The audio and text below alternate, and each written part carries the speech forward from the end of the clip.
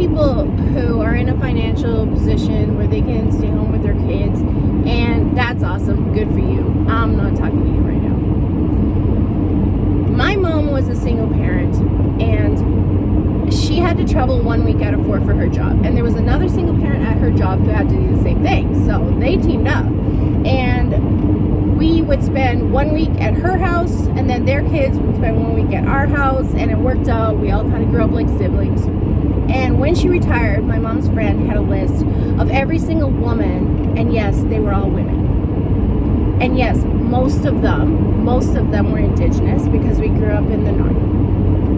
And I'm pointing that out to you because these are two groups that historically haven't been big on the earning scale, okay? Especially in the 70s and 80s when we were little kids.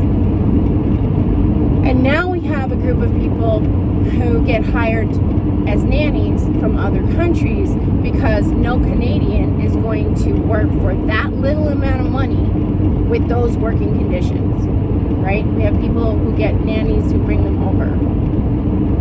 And I am watching this thing in Ontario, and I'm watching these parents just flip out about not having anybody to, like,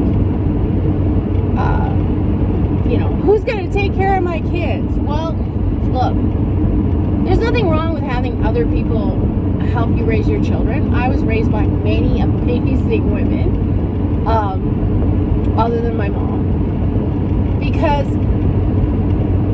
the thing that is wrong is we as a society do not value and do not care that the people who are propping up our economy, the people who are actually taking care of our kids and our elderly, have absolute crap working conditions, are being abused. Like when I was working in group homes, I had a guy who was over 6 feet, nonverbal, autistic, and he pawned his antipsychotics, and he threw a TV through a window right next to my head and then punched the living daylights out of me. As an EA, I had a kid throw a desk at me and threaten me with a razor blade.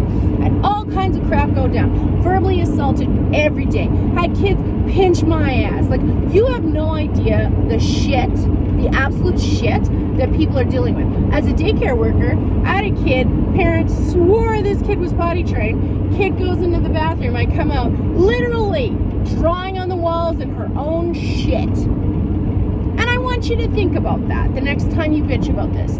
How much money should the person who has to deal with someone who draws on the walls in their own shit be making?